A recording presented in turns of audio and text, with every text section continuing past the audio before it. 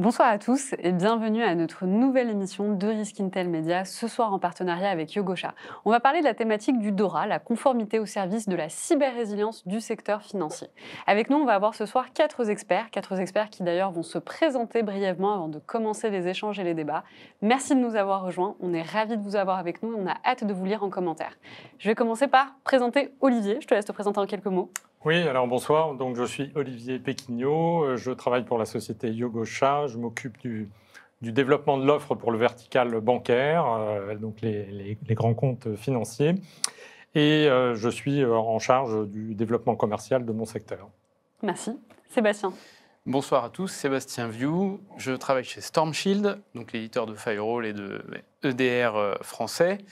Alors, je dirige le product management et la partie cybersécurité produit, donc tout ce qui est conformité, la threat intel, la conformité de nos produits à des règles de sécurité, gestion des vulnérabilités, etc. Et également pentest et bug bounty. Merci. Marc-Antoine. Bonsoir, Marc-Antoine Ledieu, je suis avocat au barreau de Paris. J'écris des contrats B2B dans le domaine du numérique et je me suis beaucoup spécialisé dans la cybersécurité. Et depuis 2 ans, je gère DORA, NIS2, la LPM 2023. Et j'essaie de faire en sorte que mes clients mettent en œuvre des mesures de sécurité et qu'on va refléter dans les contrats pour que tout le monde sache bien qui est responsable de quoi. Merci. Et Dina. Dina Benamar, je suis directrice de programme cybersécurité au sein de Crédit Agricole Assurance. Donc, je m'occupe de la mise en place d'un ensemble de sujets cyber, projets, et actuellement, justement, je suis en charge du déploiement de la réglementation DORA au sein du Crédit Agricole Assurance. Donc, au cœur de la thématique de ce soir. Est-ce que vous êtes content d'être avec nous pour parler du DORA ? Bien sûr. Conformité, réglementation, c'est des sujets qui... au départ, n'ont pas l'air très sexy, qu'on se le dise, et qui pourtant ont attiré beaucoup de monde ce dernier mois, puisqu'on a eu plusieurs émissions sur ce sujet-là, c'est notre 2e, et on constate qu'il y a un vrai besoin de discussion, en tout cas de la part de la communauté en cybersécurité, puisque c'est notre communauté ce soir. Et je voulais commencer par un sondage qu'on a mis en place très récemment. On a posé la question justement au public, on leur a demandé si DORA, qui s'applique d'ailleurs le 17 janvier 2025, est-ce que c'est trop tôt pour eux ou pas pour se conformer? On a oui à 47% et non à 53%, donc on n'a pas de grandes extrémités. Qu'est-ce que vous en pensez? Est-ce que ça vous semble faisable en termes de planning, de temporalité? Je veux bien avoir votre avis et sur le sondage, c'est-à-dire la réponse du public, mais également sur sa faisabilité dans les temps, c'est-à-dire le 17 janvier 2025. Marc-Antoine? Alors, si on veut voir les choses objectivement, juste un point d'histoire rapide. TCP/IP V1, donc cette norme qui nous permet de transmettre de ces informations dans le monde entier, l'Internet V1, c'est 1973, ça a 50 ans. Ensuite, le premier IBM PC, c'est 1980, ça a 40 ans. Ça fait donc respectivement 40 ans et 50 ans que personne n'a l'obligation de faire de la sécurité. Personne. Aucun industriel, que ce soit du hardware, du software ou du réseau, personne ne fait de la sécurité depuis 50 ans. Et tout d'un coup, l'Union européenne, pour des raisons qui lui importent, décide d'imposer des règles de sécurité. Alors, la directive arrive, NIS2, DORA arrive, un règlement. Voilà. Et comme toujours dans l'Union européenne, on impose des délais de transposition. Si on dit 4 ans, tout le monde va attendre 3 ans et demi pour s'y mettre. Si on dit 6 mois, tout le monde va hurler en disant que c'est pas possible. Et si on dit 2 ans, tout le monde va attendre 3 mois avant l'entrée en vigueur pour s'y mettre. C'est inéluctable aujourd'hui, puisque tout d'un coup, on dit qu'il faut faire de la sécurité dans des proportions sérieuses, de manière très encadrée, et personne n'a envie de faire de la sécurité car ça ne rapporte rien. Donc, est-ce trop tôt pour se conformer? Oui. Est-ce trop tôt? Non. Il va falloir le faire. Les autorités de contrôle, après, dérouleront leur calendrier de contrôle ou de communication. Mais si on n'impose pas une date, il ne se passera jamais rien. Olivier, Dina, qu'est-ce que vous en pensez? Janvier 2025, c'est demain. C'est un grand défi, effectivement, pour se conformer à l'ensemble des règles de DORA sur l'ensemble des thématiques. Donc, les délais seront serrés sur quelques thématiques, notamment la maîtrise des tiers, par exemple. C'est un sujet qui va prendre beaucoup de temps. Donc, je dirais oui et non. Donc, le sondage le reflète bien. Donc, après, ça dépend des entreprises, de leur maturité. C'est ça, la maturité. Et donc, DORA, comme on en discutait en préparation, c'est que DORA, il n'invente pas de nouvelles notions. C'est, comme tu disais, Marc-Antoine, c'est des référentiels, c'est de la norme ISO, c'est tout ce qu'on avait décliné jusque-là dans nos politiques de sécurité cybersécurité. Maintenant, ça donne un cadre réglementaire avec un délai et avec des sanctions si ce n'est pas respecté. Olivier. Oui, ce que je peux ajouter, c'est, on va dire, en sondant un petit peu les clients, c'est qu'effectivement, il y a, c'est des chantiers qui sont très importants, mais il y a une organisation, je parle des entités essentielles, entités importantes qui est en place, avec des équipes, avec des objectifs aussi d'harmonisation, de développement aussi de transversalité entre les différentes équipes, puisqu'aujourd'hui, juste pour rappeler, DORA, c'est à la fois le risque cyber, mais pas que le risque cyber, mais aussi le risque IT, la continuité, la continuité d'activité. Donc il y a un ensemble, effectivement, donc ça a une vertu aussi, si vous voulez, DORA, c'est de pouvoir créer une vision unifiée du risque opérationnel numérique, puisque c'est ça le sujet. Moi, mon sentiment, c'est qu'effectivement, quand je sonde les clients, il y a des chantiers prioritaires qui sont importants. Il y a 5 piliers dans DORA, je pense qu'on reviendra dessus. Et effectivement, il y a des chantiers qui sont structurants. Effectivement, la gestion des risques de tiers, qui est très important, effectivement, mais qui va prendre des années. Hein. C'est pas quelque chose qui va être au 17 janvier 2025 opérationnel. Voilà. Donc, je dirais que c'est en route. Et pour finir, bon, déjà, je me pose la question de pourquoi le 17 janvier. En fait, pourquoi pas le 31 décembre 2024 C'est 2 ans, direct. Ouais, bon. Je me demande ce qui se passera dans la nuit du 17 au 18. Mais, La fin du monde. voilà. Je pense que le sondage il représente assez bien la maturité des entreprises qui sont soumises à DORA au final. C'est qu'il y a des boîtes, beaucoup, qui sont déjà hyper matures en cybersécurité parce que LPM, parce que NIS, parce que RGPD, parce qu'ils ont des moyens, parce qu'ils ont déjà eu des attaques et ils sont protégés. Et ça va représenter peut-être la moitié des personnes concernées des entreprises concernées par DORA. Et puis il y en a d'autres, des plus petites, peut-être des nouvelles qui n'ont pas mis la cybersécurité en tête de liste de leurs soucis, qui, elles, vont galérer, par contre. Et à mon avis, c'est vraiment là où le sondage, il est pas mal, parce que je pense qu'il représente la réalité des choses. Donc c'est un bon sondage, voilà ce qu'on en conclut. C'est représentatif, je pense. Ma prochaine question, c'est aujourd'hui dans le cyberespace, forcément, les frontières ne sont pas les mêmes que celles qu'on peut connaître dans l'espace physique. Par exemple, si une filière d'une banque en Estonie se fait attaquer, est-ce que la maison mère est également en danger? Est-ce que vous pouvez m'expliquer un peu comment ça se passe? On peut. Eh bien, il faut. On te répond oui pour commencer déjà. Si on parle des banques et des grands groupes, justement, qui ont des filiales, banques ou assurances, il faut séparer la typologie relation opérationnelle qu'on a avec ces filiales. S'il y a un cloisonnement du SI, donc ça va, l'impact opérationnel, il est assez maîtrisé. Il restera l'impact image de cette cybercrise, ces cyberattaques chez la filiale. Maintenant, le fait que ces filiales européennes soient régies à DORA, en même temps que la maison mère, donc ils ont cette obligation de se mettre en conformité dans les mêmes délais. Et donc, forcément, ils sont en ordre de marche pour mettre en place l'ensemble des mesures de sécurité. Après, hors DORA, la vraie question, c'est surtout, c'est penser... L'erreur, ce serait de penser qu'il y a une étanchéité entre différentes entités bancaires dans le monde. On est dans un réseau méché, applicatif hyper méché. Il y a des déplacements de personnes d'entité à une autre avec des PC qui transmettent des virus, des malwares, peu importe, ou des failles. Donc, évidemment...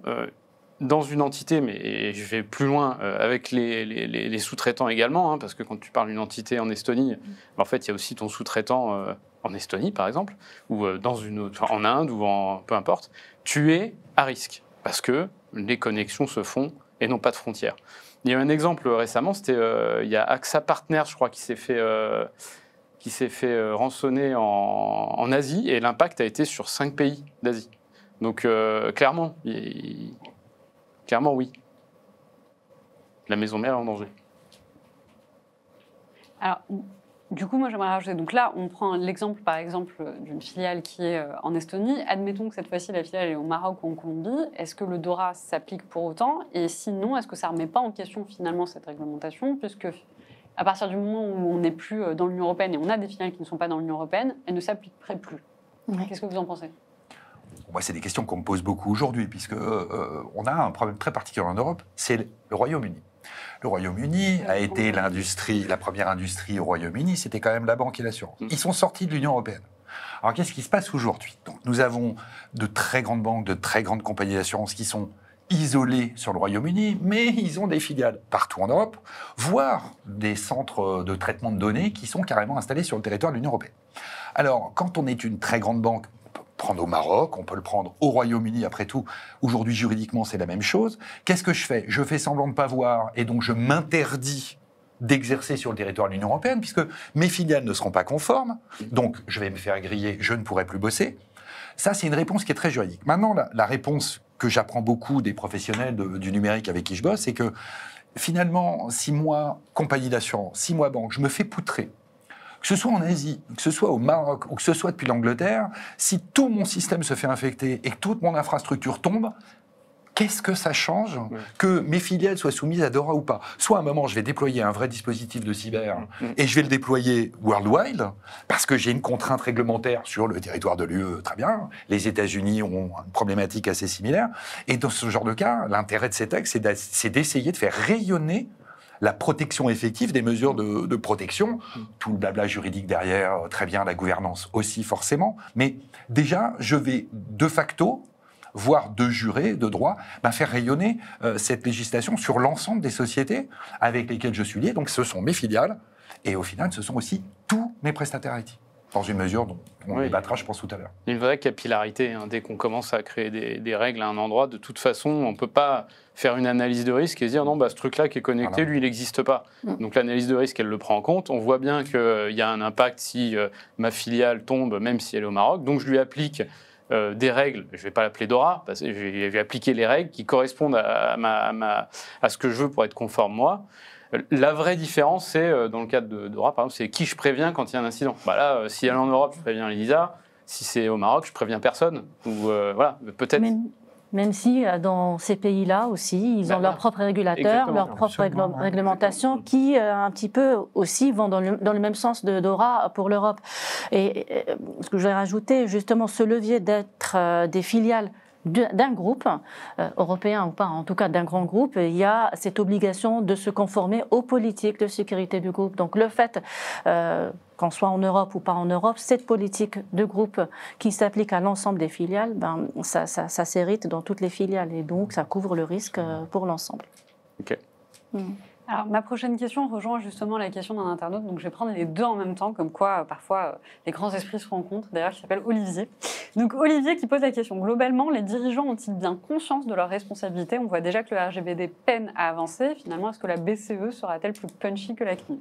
Et il s'avère que ma prochaine question, c'était est-ce que toutes les institutions financières concernées par le DORA sont-elles bien au courant qu'elles sont concernées? Et donc dans ce cadre-là, on a utilisé une image qui nous a été donnée gentiment par Marc-Antoine Ledieu, qui nous a autorisé à la partager. Donc, je vais vous laisser peut-être y répondre, Marc-Antoine, peut-être présenter l'image, et puis après répondre à cette question, est-ce qu'aujourd'hui, on a bien conscience des responsabilités qu'on a?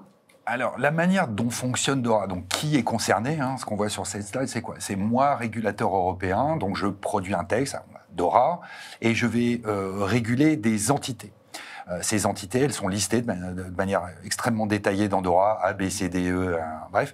Toutes ces entités bénéficient d'un agrément d'exercice, banque ou assurance, ou chambre de compensation, fonds d'investissement. Tout ça est encadré par du droit européen. Et moi, législateur, je vais dire, voilà, à partir du moment où vous êtes, alors je vérifie les critères en me penchant avec mon regard de myope, 10 salariés, 2 millions de chiffre d'affaires, voilà. Toi, entreprise, tu es DORA. Et comme moi, Union européenne, je ne peux pas faire le job pour tout le monde. Je vais dire que toi, je te régule, donc toi, je vais te contrôler. Et puis, ça va être à toi de faire le boulot avec tous tes sous-traitants.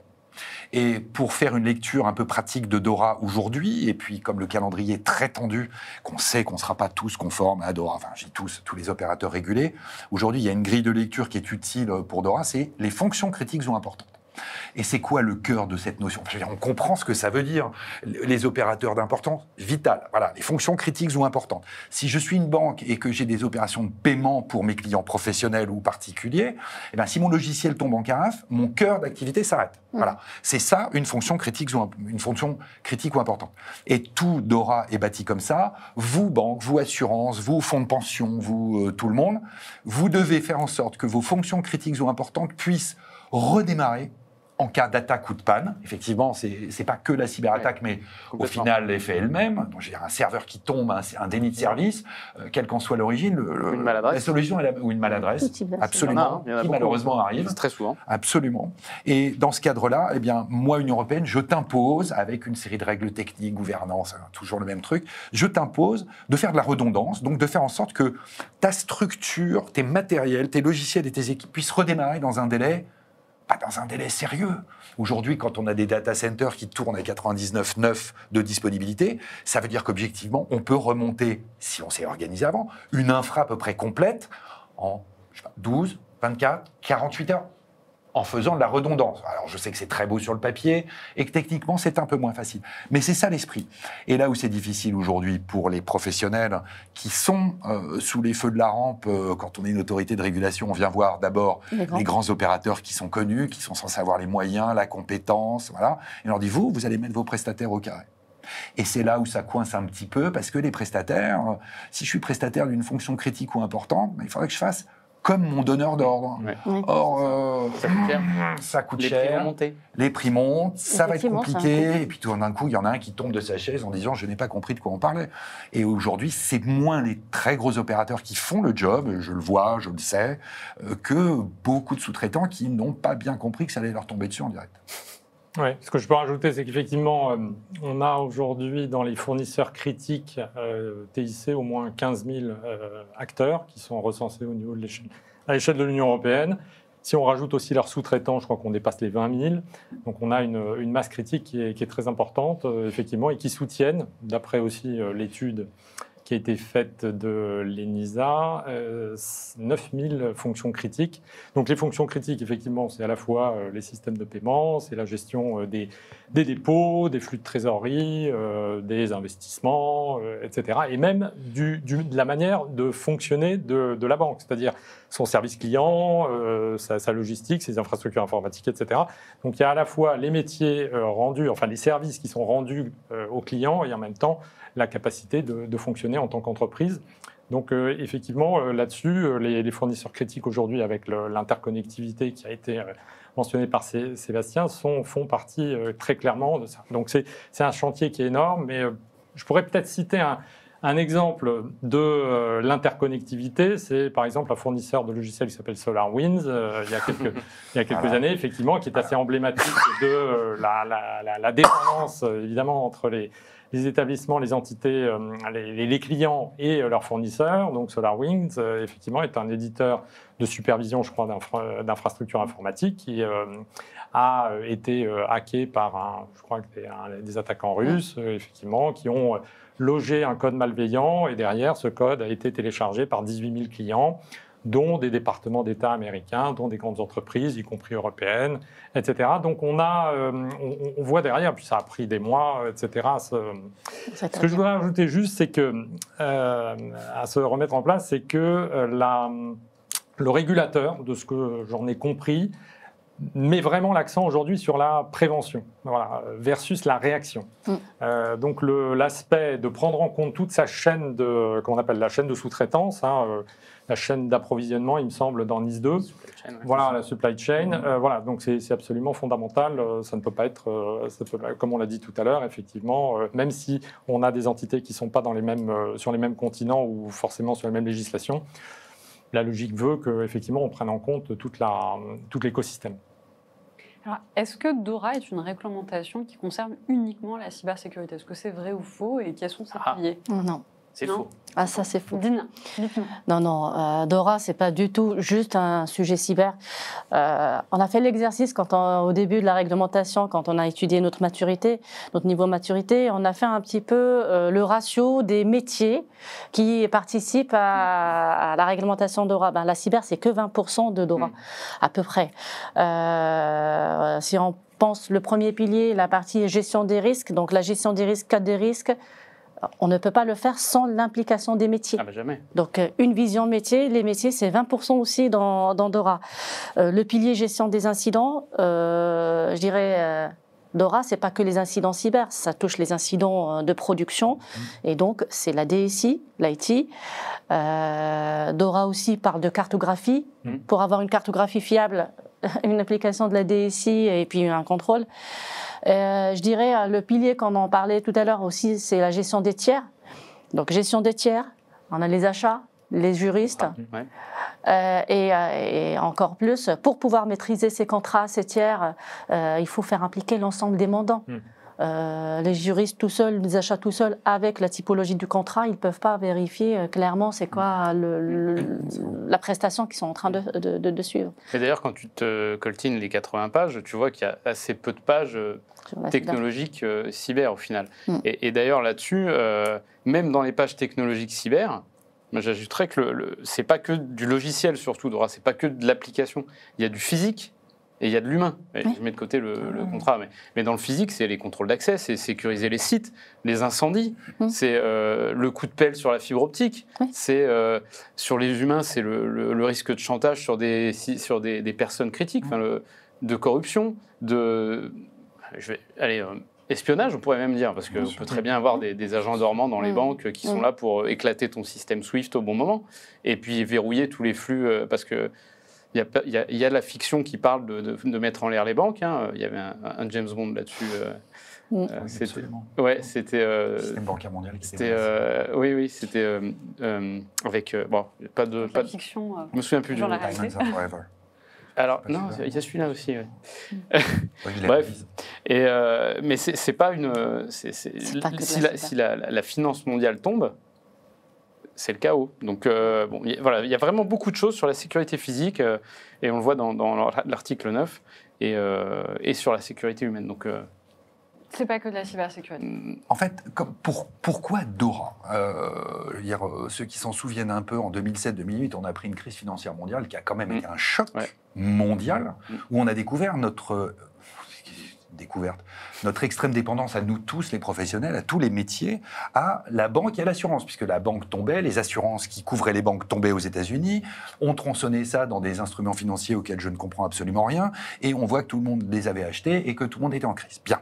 Donc l'Union européenne a mis un peu de temps à réagir et a dit deux choses. La première, nous allons forcer... Je vais le faire en trait extrêmement grossier parce que vraiment, ce n'est pas mon métier, mais on va vous obliger, vous banques, vous assurances, à renforcer vos capitaux propres. En clair, vous allez dépenser moins de ce que vous avez dans la poche pour avoir des réserves suffisantes pour que, en cas de coup dur, vous puissiez faire face mieux que ce que vous avez fait en 2007-2008.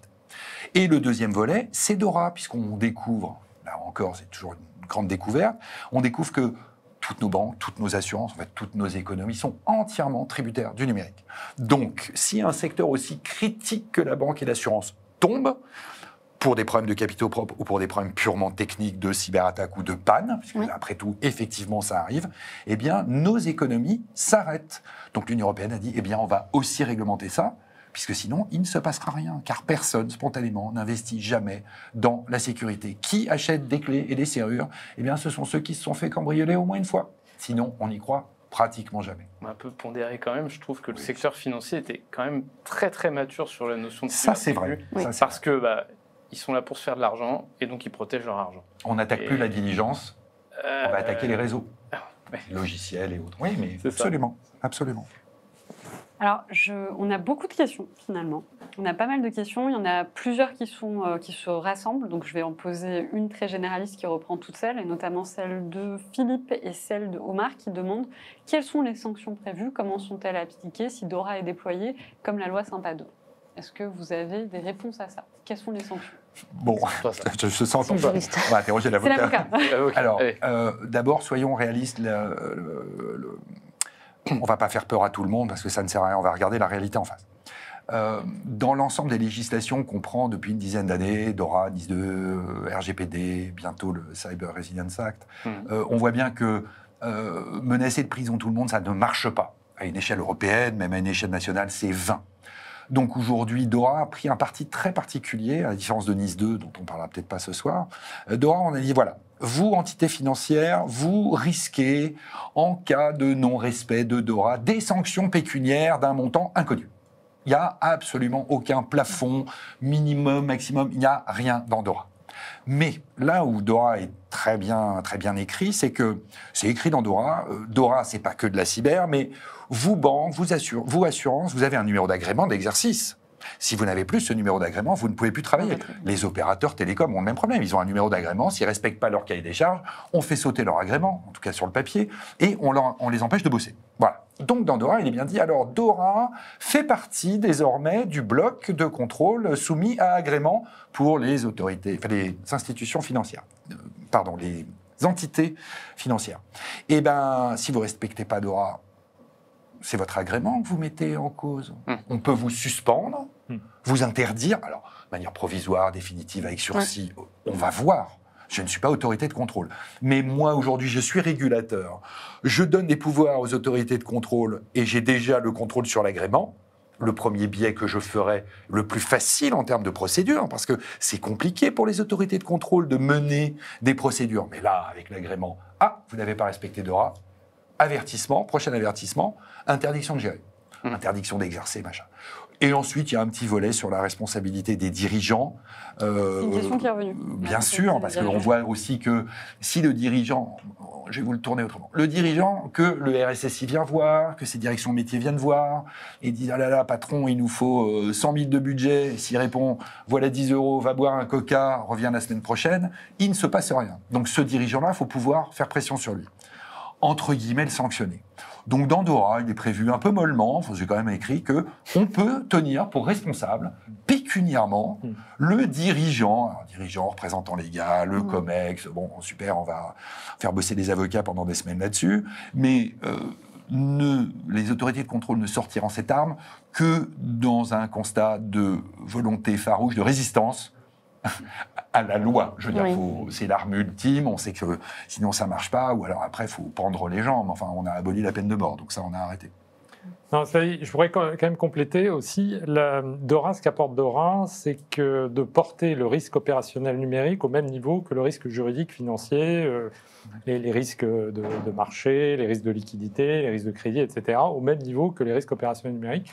Donc ça donne un enjeu de même niveau, de même criticité, avec potentiellement le même type de sanctions. Alors ensuite, effectivement, en regardant de plus près et en préparant cette émission, j'avoue, j'ai consulté, Marc-Antoine, effectivement tes postes. Et effectivement, il y a une différence entre NIS 2, où il y a des sanctions qui sont pécuniaires, effectivement, en fonction d'un pourcentage de chiffre d'affaires. Ce qui n'est pas le cas dans DORA, où effectivement, ce n'est pas directement le cas dans DORA. Il y a quand même effectivement une clause sur les sanctions pécuniaires, voilà, mais qui est moins précis, moins quantifié que NIS 2. Voilà. Mais ça pour compléter qu'effectivement, ce risque opérationnel numérique est aujourd'hui de même gravité. Et donc, derrière, effectivement, voilà. Et le challenge qu'on constate aussi, là, je regarde en tant que prestataire, c'est d'arriver à faire remonter au niveau de la direction le fait de savoir communiquer, en fait, ces indicateurs. Donc, il y a un aspect gouvernance, effectivement, qui est quand même important au niveau du dirigeant. Mais c'est ça l'enjeu aujourd'hui, c'est que ces tests qui étaient très techniques, très opérationnels, doivent quelque part remonter et être expliqués à un niveau de direction générale aussi. Ça fait partie des enjeux. Alors, faisons un petit point d'émission de cette première partie. On a parlé de son application, celle de DORA. On a posé la question de savoir si on était prêt. On a regardé notamment ce que le public en pensait. Finalement, on était plutôt d'accord. C'est-à-dire qu'effectivement, à 50-50, certaines sont matures assez pour l'être, d'autres non. On s'est posé la question aussi de la responsabilité et on s'est posé la question des sanctions. Pour cette deuxième partie, je vais commencer par faire un focus sur les tiers. Parce que c'est aussi un commentaire qui est revenu dans les commentaires. Le public en parle et il s'avère que j'avais mis en place une question. Donc effectivement, on comprend plutôt bien que le DORA va concerner les entreprises financières. Donc ça, on sait qui elles concernent. Mais est-ce qu'on pourrait regarder, est-ce qu'on peut savoir aujourd'hui qui sont les fournisseurs de services technologiques qui sont critiques pour ces services financiers? Qui sont ces tiers? Alors en fait, dans DORA, il y a deux choses. D'abord, il y a ce qu'on appelle les prestataires tiers, en fait c'est écrit comme ça, c'est les prestataires critiques pour l'Union européenne. Ceux-là vont être désignés directement par une branche de l'administration de Bruxelles, de la Commission, où ils vont embaucher des fonctionnaires pour aller réguler cette partie tout à fait particulière des prestataires critiques pour l'UE. Alors, qui sont les prestataires critiques pour l'UE? On ne va pas donner de nom, mais enfin, si on est numéro 1 ou numéro 2 de l'hébergement dans le monde ou sur l'Europe, a priori, et qu'on s'occupe de banques, d'assurances ou de chambres de compensation, on va être désigné comme prestataire critique. Bien. Ceux-là, ils vont appliquer les mesures de sécurité. Ceux-là, en fait, ils sont déjà au carré. Je pense que tout le monde le sait aujourd'hui. Ils ont fait le job. En fait, c'est un gros marché pour eux. Donc, s'ils veulent garder leurs clients, ils vont faire le job en termes de sécurité. Et les data centers, en général, ne sont pas les plus mal équipés, de ce que j'ai pu en voir.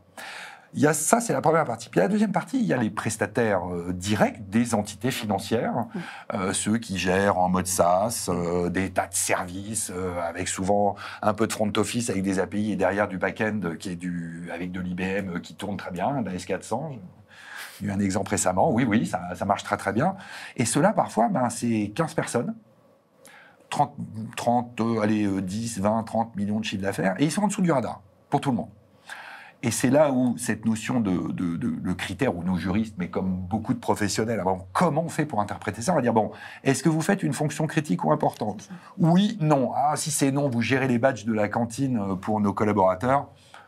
On en reparlera dans 3 ans, ou dans 8 ans, ou dans 2 siècles. On verra. Par contre, si vous nous fournissez à nous un service qui est vraiment critique, qui nous permet de dire, va falloir vous mettre au carré. Et là, le 17 janvier 2025, c'est pas gagné. Parce que l'écosystème dans son ensemble, soit ils veulent pas, soit ils savent pas, soit ils veulent pas, soit ils savent pas. Voilà, c'est toujours le même discours qu'on entend. Après, Olivier pour être pardon. Non, Olivier, Sébastien. Non, pour être un peu plus précis, tu vois, si je reste dans la cyber, tout ce qui est entreprise de management, de SOC managé, Oui. ton SOC, tu fais la détection d'incidents de sécurité pour une entreprise qui est soumise à DORA, tu sens quand même que tu vas devoir t'y mettre. Tu vois, pareil, les applicatifs. Alors là, la question que je me pose, par exemple, c'est Microsoft. J'en sais rien. Je te pose la question. Pour moi, Word, c'est pas une fonction critique. Ça répond pas à une fonction critique ou importante. Non, mais tous tes serveurs. Là, je suis assez d'accord. Je ne dis pas que j'ai la réponse. Tes applis bancaires, moi, je ne les connais pas toutes, mais qui sont développées par des boîtes qui ne font pas beaucoup de cyber, hein, tu l'as dit au début, et c'est pareil dans beaucoup de secteurs d'activité. Tes opérateurs, tes fibres optiques, tes routes, et puis les matériels. Bon, là, je suis un peu concerné, par exemple, mais tout ce qui est routeur, tout ce qui est firewall, tout ce qui est... Bon, nous, on a des règles, on respecte déjà beaucoup de règles, notamment de l'ANSSI, donc on a une forme de compliance déjà, encore que faudrait vérifier qu'elle passe. Mais voilà, il y a un vrai sujet de jusqu'où tu étends ta capillarité dans ta supply chain et qu'est-ce que tu imposes comme règle. De ce que j'ai lu, c'était surtout des règles contractuelles, mais cette notion jusqu'où tu descends.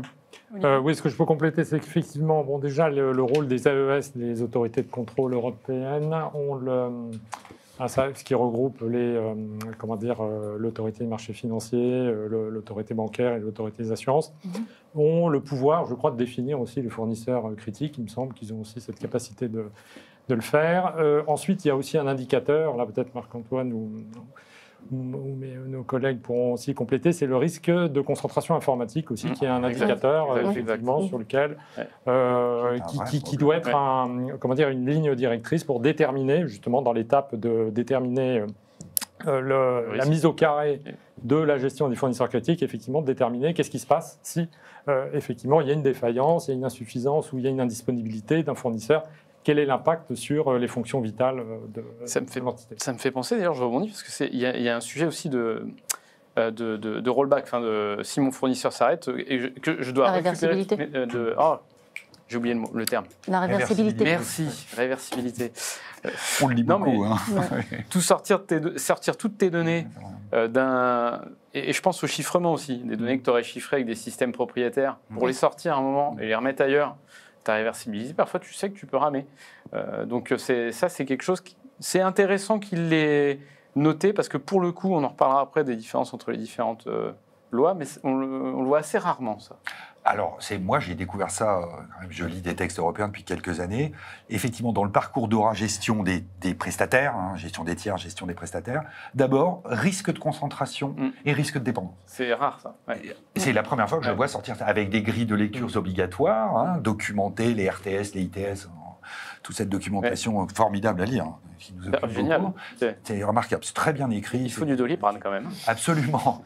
Et en fait, là, je viens de voir, j'ai un exemple très concret ce matin. J'étais avec un bel opérateur, une banque de pas une très grosse banque, une banque qui gère quand même beaucoup d'argent. Et on est en train de discuter pour trouver une règle à cette solution de dépendance. Et aujourd'hui, donc, il y a un opérateur qui a à peu près pris le marché. Ils sont 30, ils font 50 millions de chiffres, c'est super. Ils ont équipé à peu près tout le monde. Donc, comment est-ce qu'on fait pour sortir de ce risque de dépendance? Alors, la solution qui est en train de se dessiner, c'est moi, banque, régulée, DORA, très bien, pas de problème. Eh bien, toi, je vais te faire bosser. Bon, on a fait un gros POC. Tout marche bien. Maintenant, on va passer étape 3, 4, 5. Et j'ai une option d'achat sur une version de ton logiciel. C'est pas le dépôt des codes sources chez un escroc.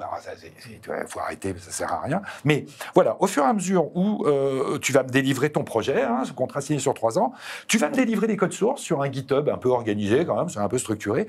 Et au bout des 3 ans, quand je t'aurai payé et que tout va bien fonctionner, je vais lever mon option d'achat.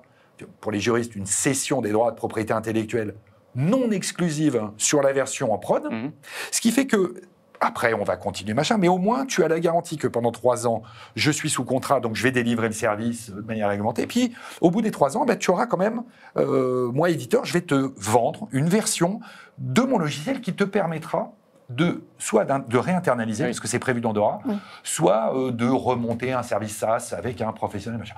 Alors, je sais, c'est du temps, c'est de l'argent, c'est pas simple, c'est un vrai métier, d'accord. Mais au lieu de dire aujourd'hui, maintenant, tu vas me déposer tes codes sources dont je ne ferai jamais rien, parce que les banques ont dépensé des fortunes depuis des années en dépôt de codes sources dont ils ne pouvaient rien faire, aujourd'hui, on se dirige, à cause de ce critère de dépendance, vers cette solution qui est assez pratique, et qui permet à tout le monde de faire son business. Parce que la vente, au bout des 3 ans, elle va se faire à un prix pas symbolique, parce qu'on a des jurisprudences compliquées en France pour ça, mais ça va se faire pour un prix dérisoire. Ce ne sera pas « je lève une option d'achat pour gagner tout d'un coup plein d'argent », mais je vais t'aider, toi, cher client, à sécuriser tes problématiques d'ORA et en même temps à répondre à des besoins, et on va continuer à travailler ensemble.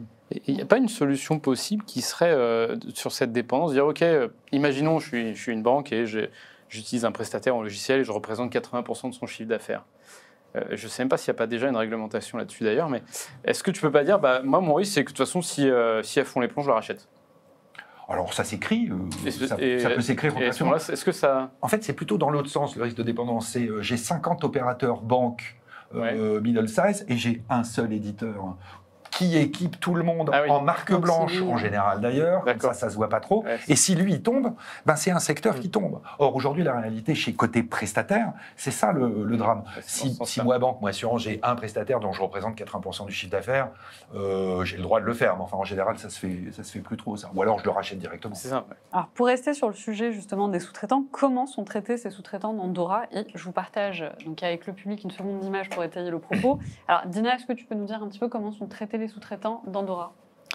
DORA, déjà, le pilier 4, c'est la maîtrise et la mise sous contrôle de ces tiers, TIC. Et c'est ce qu'on disait tout à l'heure au tout début. Est-ce que 2025, on va le tenir?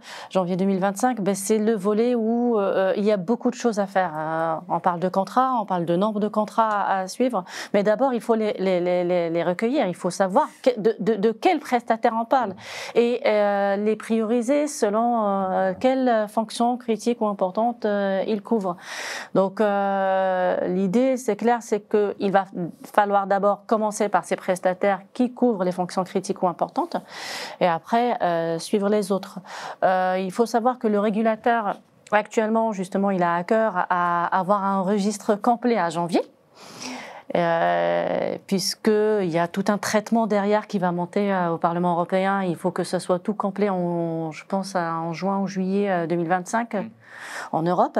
Et donc là, il y a un exercice de place d'ailleurs que les ESAS ont lancé pour accompagner l'ensemble des entreprises pour compléter ce registre et en fait pour veiller à ce que le registre soit le plus complet, le plus propre possible et qui respecte l'ensemble des réglementations, l'ensemble des directives de la RTS. Et donc entre juillet et août, en tout cas les entreprises, c'est au volontariat volontaire pour participer à cet exercice. C'est du volontariat, mais c'est fortement recommandé. Voilà. Donc, les volontaires se lèvent. Pour participer à cet exercice, mais quand même, personnellement, on va participer à cet exercice et on le trouve quand même, ça va nous aider à orienter, à faire bouger les entités qui ont encore du mal à avancer. Ça reste quand même un levier qui nous aiderait à avancer sur cette thématique. Olivier? Non, ce que je pourrais compléter, c'est alors moi, ce dont j'ai entendu parler, notamment au niveau des innovations, entre guillemets, dans l'audit des fournisseurs, c'est les audits groupés. Oui. Voilà, c'est le fait qu'effectivement, certains grands acteurs, les GAFAM pour ne pas les citer, vont ouvrir pendant 2 semaines une data room et il y a une vingtaine d'institutions financières qui vont envoyer un auditeur, effectivement, qui va en parallèle auditer ça. Alors, j'ai l'impression que ça se productise un peu, cette approche d'audit aussi dans ce cadre-là. Alors, je crois que là, ensuite, les banques ont chacune leur manière de gérer le sujet. J'en ai entendu parler, notamment en Allemagne. Voilà, il y a des groupements qui se font comme ça.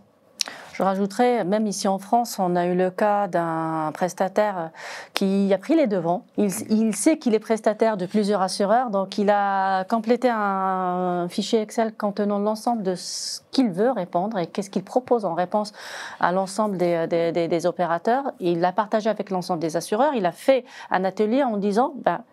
moi, je vais répondre à tout le monde avec ce fichier-là, avec ce registre. Rajoutez les questions que vous voulez. C'est un échange. Voilà, c'est pas. Et l'idée, c'est qu'il va répondre à tout le monde avec les mêmes questionnaires pour pas avoir. C'est de la charge. Ça prend du temps, toutes ces réglementations et ces mises en conformité documentaires. Moi, je vois passer un troisième truc, c'est assez marrant, parce que je suis plus facilement côté prestataire. C'est des prestataires qui me disent, voilà, moi, je viens de me faire auditer de manière très détaillée par mes gros clients. Je dis, mais pourquoi je ne montrerais pas cet audit à mes autres clients pour leur montrer que le boulot est fait? Et objectivement, c'est une bonne manière de réussir aussi. Je veux dire, si on a le feu vert partout, on peut rêver toujours, mais si j'ai fait le job et que je peux le prouver, pourquoi me faire réauditer alors qu'il y a 6 mois, 1 an, au-delà d'1 an, je pense que ça ne tiendra pas, mais voilà, ça fait moins d'1 an que je me suis fait auditer très en détail. Je demande l'autorisation de pouvoir produire le rapport pour montrer que j'ai fait le job. Ce qui est aussi une manière de faire de l'économie d'échelle, parce qu'à un moment, toutes les banques ne vont pas auditer tous leurs prestataires. On n'y arrivera pas. Après, est-ce que tu ne peux pas utiliser l'ISO 27001, puisque de toute façon, dans ta contrainte, tu mettras que tu dois être DORA, et donc toutes tes règles, tu les fais en fonction de ça, tu montes ton certificat ISO. Oui. Et puis, j'ai pas envie de dire l'affaire est classée, parce que c'est pas suffisant. Alors, pour ceux qui ont vraiment été chercher dans les détails de DORA, il y a un truc qui est tout à fait étonnant. Dans un RTS, je ne sais plus très bien lequel, il est écrit que les assurances, les entités financières ne doivent pas faire que se fier aux certifications délivrées officiellement, mais doivent quand même produire une vérification effective des normes déployées.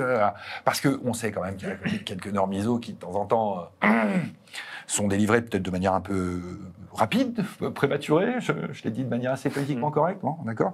Voilà, donc à un moment, on dit, bon, c'est joli, tout le monde va sortir une norme que machin. Il va falloir que, de temps en temps, il y ait quelqu'un qui aille vérifier sur le terrain.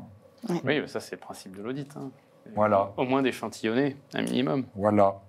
Là, on va passer à la partie coût de l'émission, parce que forcément, tout ça, ça peut avoir un coût, et on peut se poser la question du coût concernant la conformité. Et donc, je voulais vous tirer cette citation. Chaque année, une partie significative du budget IT, au moins 10 millions d'euros, est dédiée à la mise en conformité des systèmes. Donc là, ça vient justement de Jean-Denis Malpelé, si je le prononce bien, directeur de la conformité d'Alliance France.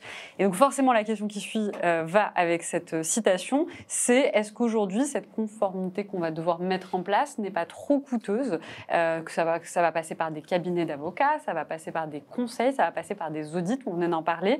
Quel est le coût financier d'une conformité comme celle-ci ? Alors, on peut donner quelques éléments, effectivement, en tant que prestataire aussi du marché. Quand on parle, effectivement, avec des Big Four, notamment, ou des MSSP, ESN, etc., on est sur un gap analysis, donc une analyse d'écart qui va varier entre quelques dizaines de cas, mais ça va concerner plutôt des petites entités, à plutôt quelques centaines de cas. Voilà, ça, le gap analysis, on va dire, c'est le point de départ. Voilà, donc c'est ça un peu l'ordre d'idée. Et puis ensuite, Je pourrais citer un deuxième chiffre, c'est la... Après, il y a tout le reste. Et ensuite, il y a beaucoup d'autres choses. Ensuite, ça coûte des effectivement. Mais dans les nouveautés, notamment, c'est ce TLPT, donc c'est Threat-Led Penetration Testing, effectivement. Là, c'est une exigence, on va dire, une nouveauté, sur laquelle, effectivement, là, j'ai entendu des fourchettes qui variaient entre 200 000 l'opération à 800 000 l'opération. Donc, sachant que, pour peut-être repréciser un peu, TLPT, c'est des opérations de Red Team qui doivent suivre un déroulement très, défini par un framework, Tiber. Tiber. Voilà, qui explique effectivement, il y a toute une organisation à mettre en place. Le régulateur doit en faire partie. Et puis vous avez différents types d'équipes qui doivent collaborer ensemble. L'équipe blanche, la Threat Intel, la Red Team, la Blue Team, etc. Et tout ça sur 6 à 9 mois pour adresser à la fois les fonctions critiques d'un point de vue numérique, d'un point de vue humain aussi, et d'un point de vue physique. Ouais. Voilà, donc on a tout ça, et effectivement, donc là, on est dans des ordres d'idées qui sont assez conséquents. Une petite note d'ailleurs sur ce TLPT, c'est que de même que l'audit peut être groupé, les TLPT peuvent être cross-suppliers, tu peux faire tes sous-traitants, des partenaires, etc. Ça, je trouve ça intéressant. Ça fait un peu exercice interarmé. Bon, après, ça va coûter une blinde. Sur cette notion de ça va coûter une blinde, on pourrait aussi citer le fait que c'est une réglementation de plus, parce qu'on a quoi aujourd'hui? On a BAL 3, PCI DSS, LPM, NIS 1, NIS 2, RGPD, Résilience Act, mais il viendra après. Bon, il y a un petit peu d'overlap quand même dans tout ça. On est un peu dans l'inflation réglementaire, et qui dit inflation réglementaire va dire inflation financière. Ouais. Donc on a eu l'année dernière une grosse inflation sur beaucoup de choses, sur l'énergie, etc. Bon, est-ce que ça va pas être du coup l'inflation sur les frais bancaires là, avec Dora? Parce que c'est bien de faire tout ça, puis on est du métier, donc quelque part ça nous sert, mais ça va coûter un max de... Moi, il y a une statistique qui m'avait intéressé. Aux États-Unis, on utilise encore majoritairement des cartes avec des lecteurs puces magnétiques. Okay, le taux de fraude, c'est 6-7%. Quand on équipe tout le monde avec des cartes à puces, qui est le cas en Europe quand même depuis plus de 20 ans, le taux de fraude est de 1 à 2%. Ouais. Okay. Donc on voit que quand on investit dans la sécurité, il y a un vrai coût au départ. Enfin, je ne vais pas défendre le régulateur, je suis avocat, donc je veux bien défendre tout le monde, mais il y a des limites. Mais si on ne force pas à faire de la sécurité, le coût craint d'une vraie attaque qui ferait tomber un secteur en domino, il est d'une telle ampleur qu'aujourd'hui, quelle est la solution de l'Union européenne que d'imposer des règles de sécurité qui vont coûter du temps, de l'argent, de l'organisation? On est en retard, on n'a pas bien fait le truc, on va le refaire, mais si on ne fait rien, si ça s'effondre, nos sociétés s'écroulent. Alors, il va falloir dépenser un peu, c'est vrai, les budgets sont pas minces, la rédaction d'une annexe Dora, pour le faire, c'est beaucoup de temps, c'est d'argent, c'est compliqué, il faut vérifier. Le déploiement des outils, la formation des équipes, je veux dire, c'est des budgets qui sont importants, c'est vrai. Est-ce qu'on va investir dans de nouveaux outils, justement, avec Dora?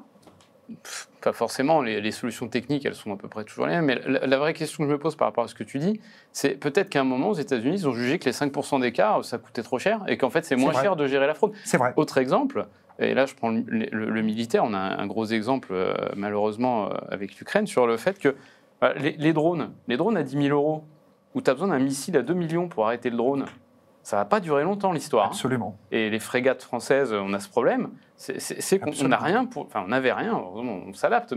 Mais à un moment, est-ce que ça ne devient pas overkill d'en rajouter des couches et des couches et des couches? Parce que de toute façon, le 100% de sécu, tu l'atteindras jamais. On sait. Et on sait que c'est les derniers pourcents qui coûtent le plus cher. Et est-ce qu'on ne devrait pas être sur du Pareto, se dire, bon, là, je couvre à 80%, et le risque systémique, je le gère différemment. Je ne sais pas comment, par un fonds, mais je le traite différemment, plutôt que de rajouter des pourcents qui... C'est une question, je ne dis pas que... Je ne sais pas où est la limite, en fait. C'est la question que je pose. Où est-ce qu'on s'arrête? Alors justement, Sébastien, je vais rebondir sur ce que tu disais juste avant par rapport à l'inflation de la réglementation. On a beaucoup de réglementations et c'est vrai qu'aujourd'hui, en tout cas, quand on discute de toutes les réglementations à venir, pour certains, il y en a trop. Il y en a trop parce que notamment, on se pose la question de comment les petites entreprises vont réussir à tout absorber. Et forcément, c'est ma prochaine question. Et il s'avère que j'ai un commentaire, justement, parmi les commentaires qui m'ont été donnés, qui je trouve va bien, qui est Maud qui pose la question. Parce que moi, je comptais poser la question par rapport à l'ISO. Et donc, qui dit la chose suivante, le périmètre sur lequel on a obtenu sa certification ISO 27001, est importante, c'est bien d'être certifié, mais si c'est seulement sur une branche métier d'une filiale, ça ne veut pas dire grand-chose. Et encore une fois, cela dépend aussi de comment l'audit a été mené et surtout comment les préconisations ont été suivies. Donc Maud qui nous a mis ce commentaire, et donc ça va avec ma question, c'est aujourd'hui avec l'ISO qu'on a déjà actuellement, est-ce que le DORA n'est pas redondant, est-ce que le DORA n'est pas en trop, est-ce que vraiment il y a ce besoin-là? Qu'est-ce que vous en pensez? Ce que je disais au début, DORA, elle n'invente pas, elle s'appuie sur ses référentiels, mais encore une fois, Marc-Antoine l'a bien dit, à un moment donné, si on n'impose pas, si on ne fait pas une réglementation qui va imposer une obligation de faire, on aura toujours des entreprises qui se feront hacker parce qu'ils n'ont pas mis les moyens pour se sécuriser. On aura encore des prestataires à qui on va soumettre une partie de nos informations, de nos données qui se feront pirater. Donc non, DORA, pour moi, elle est importante. Oui, complètement. Moi, j'irais évidemment dans ce sens. Moi, spontanément, quand je vois cartographie des fonctions critiques et importantes, ça me paraît très sain d'avoir ça, évidemment. Oui. Et ensuite, tests de résilience. Les tests de résilience, ils vont porter sur quoi? Ils vont porter sur la couverture des fonctions critiques et importantes. Donc, il y a des chantiers qui seront utiles et salutaires, je pense. Voilà. Ensuite, peut se poser la question, là-dessus, je rebondirai quand même sur la question d'avant sur les outils. Il peut y avoir effectivement un intérêt à industrialiser un certain nombre de choses en termes de centralisation, de suivi, de traçabilité, du management de l'information. Voilà. Le management de l'information, ça c'est un sujet quand même qui spontanément, effectivement, en tant que prestataire, me frappe. C'est quand on me parle effectivement de multiplier les tests de résilience, de rajouter du TLPT, etc. Bon, derrière, il y a un enjeu de gouvernance de cette information et de consolidation de cette information. Et je pense, et je rebondis par rapport à l'empilement aussi des réglementations, je pense qu'aussi l'intérêt de l'industrialisation, ça va être aussi de pouvoir servir différentes réglementations. En plus, on a parlé de RGPD. Là, j'ai vu aussi sortir la loi sur l'intelligence artificielle, la loi européenne sur l'intelligence artificielle, qui vient se rajouter à la Cyber Resilience Act, NIS 2, etc., qui appelle tout à faire plus de tests. Voilà. Donc, par exemple, là, je prêche pour ma paroisse, mais effectivement, derrière, ça amène à penser l'industrialisation de tout ça. Je fais le camp du non, alors.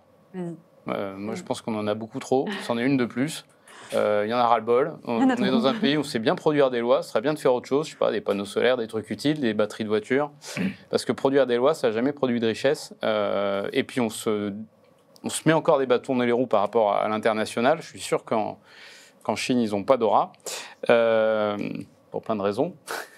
Mais non, on fait NIS 2. Dans NIS 2, il y a, je dis pas de conneries, il y a les établissements financiers dans NIS 2. Il y a, donc bon, on fait deux règles européennes, NIS 2, DORA, qui sont sur les mêmes secteurs.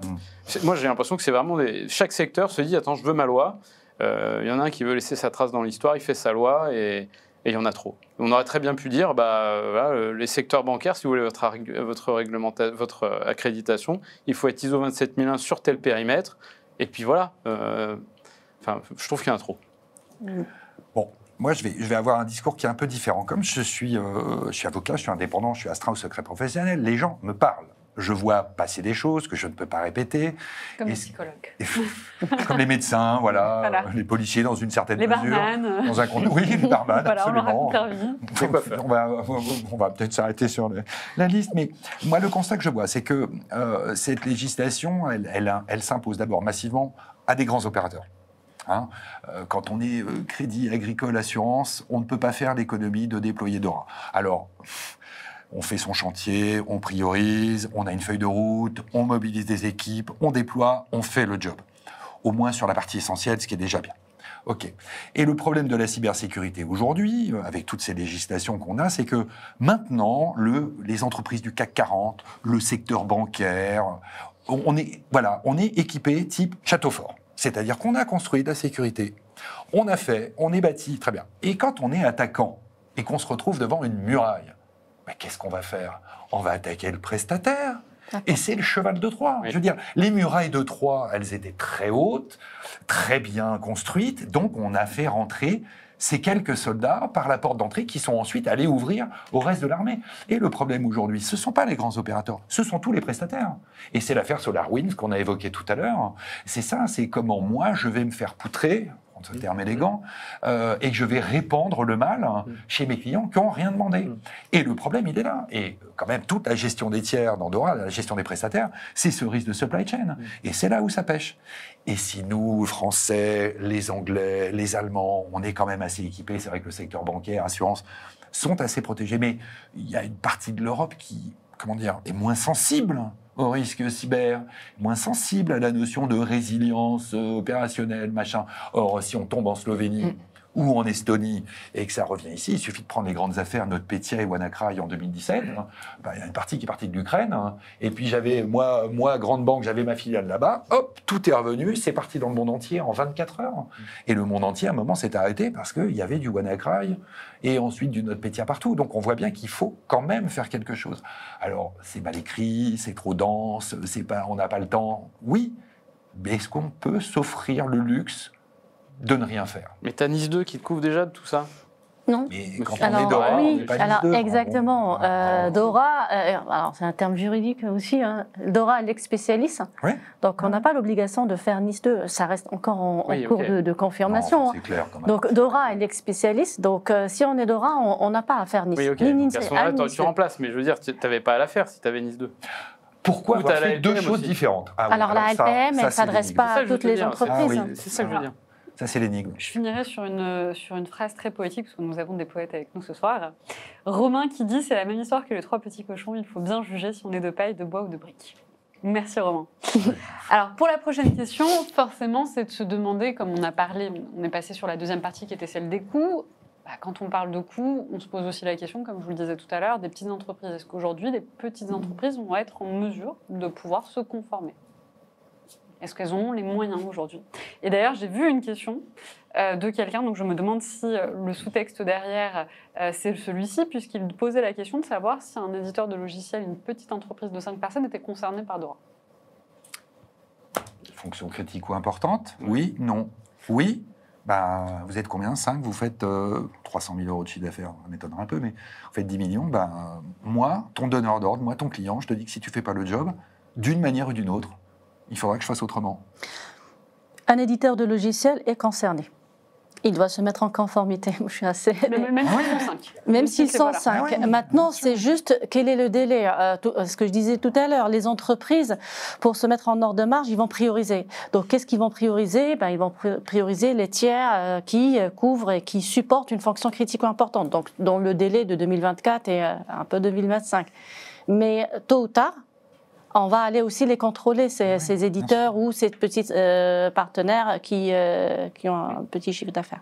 Ou on les rachètera pour pallier à un risque de défaillance et on va réinternaliser certaines fonctions. C'est écrit dans Dora. À un moment, vous, banque, vous, assurance, posez-vous la question. Si le risque de dépendance ou de concentration est tel, vous devez envisager l'opportunité de réinternaliser cette fonction au sens logiciel, service, parce que si on n'a pas d'autre solution, c'est ce qu'il va falloir faire. Alors moi, je pensais plutôt aux entités financières de petite taille.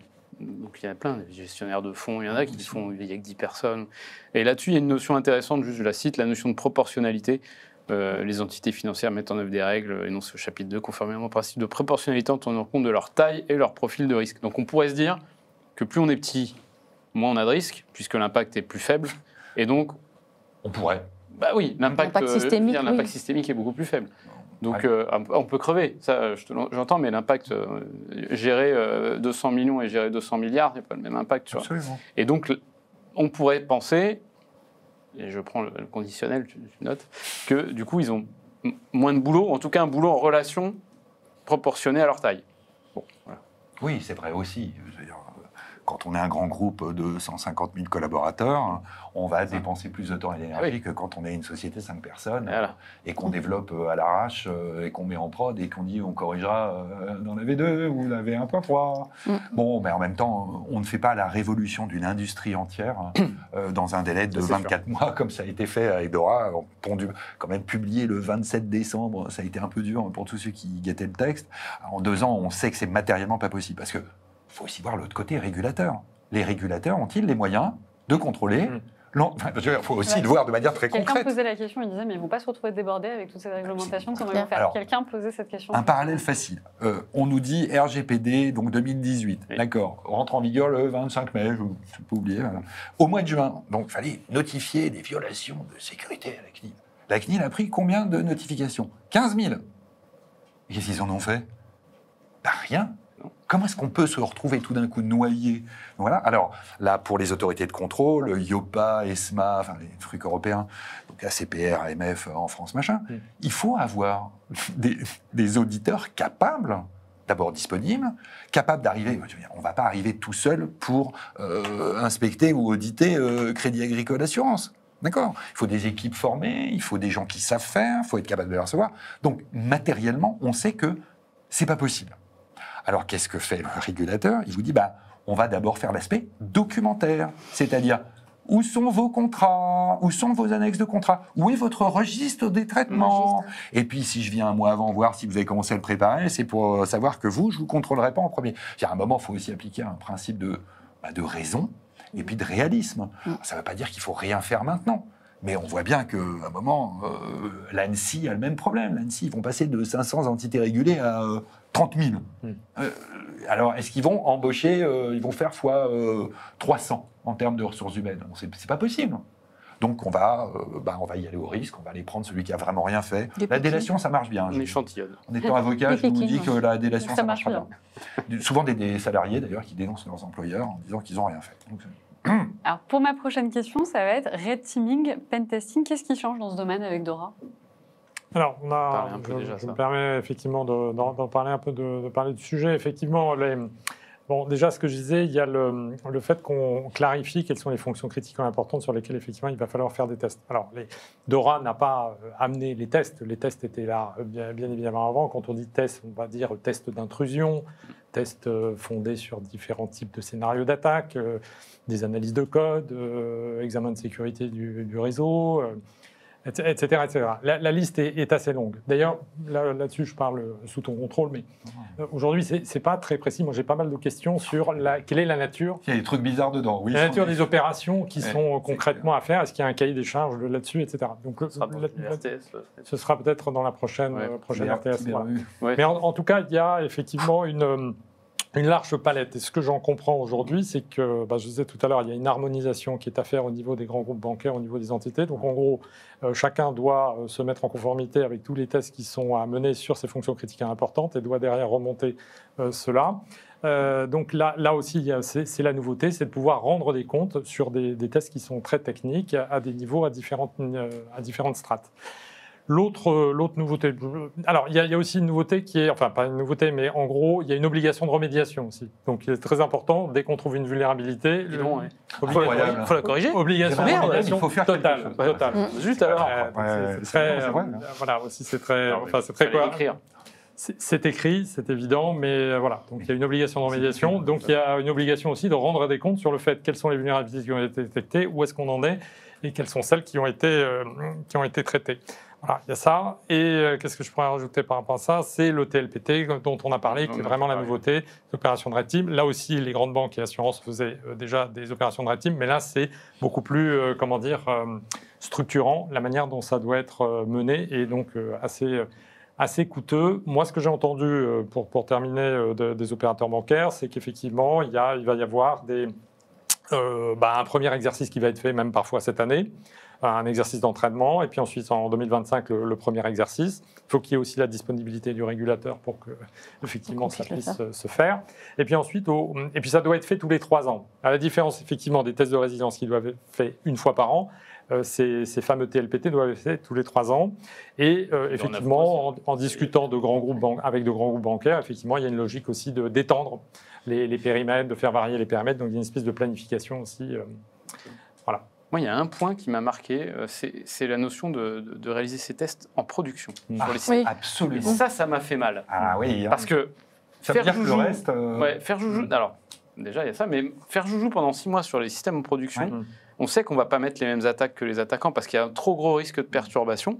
Donc, je pense que du coup, on va avoir des tests moins efficaces parce qu'on ne pourra pas faire n'importe quoi. Enfin, clairement, si c'est vraiment de la prod, ou alors ça veut dire que la banque, elle arrête son activité pendant 2 semaines, elle dit bon, bah, vous irez plus sur vos comptes parce que je suis en test Tiber. Hein. Je trouve ça irréaliste. Moi, ça m'a choqué, mais voilà. Et du coup, juste pour continuer, quelle est la valeur aujourd'hui ajoutée du bug bounty d'un point de vue opérationnel par rapport pour compléter ou accompagner le DORA? Alors, bug bounty, effectivement, c'est un mode opératoire aujourd'hui qui n'est pas explicite dans les réglementations. Je dirais une exception, ma juriste m'a cité, notre responsable juridique m'a cité la CNIL, qui recommande dans les traitements critiques le mode opératoire bug bounty, dans les mesures techniques et organisationnelles visant à vérifier la bonne protection des données. Le bug bounty reste encore quelque chose de, on va dire, de novateur. Maintenant, évidemment, bon, là je prêche pour ma paroisse, mais le bug bounty peut être effectivement un mode opératoire très complémentaire par rapport aux tests de résilience qui sont faits d'un côté et les exercices extrêmement exigeants et ambitieux du red teaming, Tiber dont on a parlé. Pourquoi ? Parce que le bug bounty amène à tester, à stresser les systèmes avec beaucoup d'attaquants. Donc ça, c'est un aspect qui est fondamental. Différents types de mindset, différentes spécialités. Donc ça, là aussi, c'est une valeur. Il y a l'aspect aussi continuité, très important, parce qu'effectivement, entre ces tests qui sont faits une fois par an et ces opérations de red teaming tous les 3 ans, effectivement, il y a certainement des angles morts qui peuvent être couverts aussi par le bug bounty. Ensuite, c'est un modèle qui est bien particulier parce que c'est plutôt des tests à distance. Donc ça veut dire qu'on va adresser plutôt les surfaces qui sont exposées, moins les systèmes internes non exposés, ça s'y prête moins, effectivement. Mais cela dit, effectivement, il y a des fonctions critiques importantes qui sont exposées, donc ça peut tout à fait être pertinent. Et ensuite, le modèle économique, effectivement, c'est un modèle économique qui peut être intéressant parce que c'est une rémunération au résultat versus au temps passé quand on est dans des modèles de tests classiques. Donc, effectivement, voilà. Ensuite, on peut raisonner sur aussi l'intérêt du bug bounty, c'est qu'on passe par des plateformes. Et ces plateformes, ces éditeurs logiciels investissent beaucoup dans des fonctionnalités qui sont ensuite intéressantes, qui peuvent rejoindre certaines exigences du régulateur, notamment la protection des données, la sécurisation et le stockage des données. Okay, donc vous avez certains acteurs, comme nous, là je prêche aussi pour ma paroisse, dire qu'on est en SaaS sur un Secnum Cloud, mais on peut être aussi on-premise et donc apporter aussi des garanties supplémentaires en termes de localisation et de contrôle des données sensibles qui sont inévitablement produites dans le cadre de ces tests. Voilà. Alors après, pour l'utiliser, je rajouterais, si tu permets, que pour moi, ça rentre dans le processus de remédiation des vulnérabilités qui est cité dans NIST, DORA, etc. Parce que tu fais tu durcis ton système, tu recherches des vulnérabilités sur ce système, alors connues, évidemment, parce que ça va te les donner, et inconnues. Et l'autre point, c'est que pour tous les systèmes non exposés, tu peux très bien monter des plateformes spécifiques qui te permettent de bug bountiser des plateformes non exposées. Donc, moi, je le traite vraiment dans mon process de flow remediation, où pour moi, le bug bounty et la partie divulgation sécurisée de découverte de vulnes est partie intégrante de ma sécurité produit. Alors, juste une précision, quand on voit la liste des fameux tests, alors pas le TLPT, test de pénétration fondé sur la menace, les très gros qui font très peur en prod. Ok, ceux-là, c'est pour les très gros sur désignation de l'UE, donc en général, les très gros opérateurs sont prévenus, ils ont... Bon. Après, il y a tous les autres tests. Et on a effectivement ce catalogue dans DORA, je sais plus, article 25, 28, et on a une série de trucs. Mais je veux dire, aujourd'hui, DORA, ça a été écrit par des gens qui ne viennent pas des réseaux et des systèmes d'information. Ça a quand même été créé à la base par... j'allais dire des banquiers, pardon de le tourner comme ça, mais on voit que ce n'est pas des pros du numérique qui ont écrit ça. Donc à un moment, ils ont fait un catalogue très joli, avec des buzzwords, quand même, il nous manquait l'IA, il manquait pratiquement que ça dedans. Et mon propos est de dire aujourd'hui, si moi, banque, moi, assurance, je découvre un intérêt certain, que tu as très bien exposé sur... je vais faire un bug bounty sur une certaine durée, je me vois mal, moi, autorité de régulation, aller sanctionner quelqu'un qui fait un truc qui n'est pas strictement marqué. À partir du moment où on est dans une démarche d'amélioration de la qualité, de détection de la vulnérabilité, de recherche de tout ce qu'on veut, okay, c'est pas une liste qui est finie, parce que sinon, faut modifier ces lois tous les 6 mois ou tous les 2 ans dès qu'il y a un truc qui change. Donc, bug bounty, outils automatisés, pen test, qu'importe le flacon pourvu qu'on ait la sécurité. Alors, avant de finir cette émission, parce qu'il nous reste une question, je vais juste prendre un commentaire parce que c'est un fun fact. Donc, Olivier qui dit fun fact ou pas, c'est pour revenir par rapport à ce qu'on parlait sur l'inflation de la réglementation. Le Gartner annonce qu'en 2025, 25% des SSI auront changé de métier parce que trop de régulation. Ah bah oui, tu m'étonnes. Donc, bon. Ma dernière question est la suivante. Pourquoi ne pas avoir... C'était qui Olivier. Merci Olivier. Voilà, merci Olivier.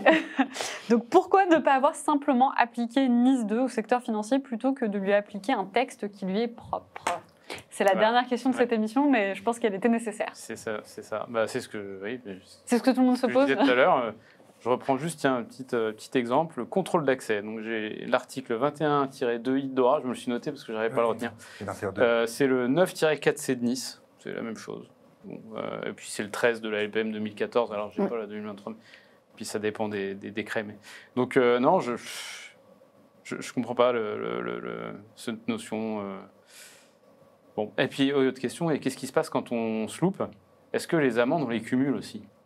Je me pendais. Bah oui, si tu te fais pénétrer, si tu te fais attaquer et que si tu faillis à DORA, NIS 2, LPM, RGPD tout à la fois, tu cumules les amendes ou pas? Bien sûr. Ah bah c'est génial, dis donc. C'est pour rembourser le déficit de l'État.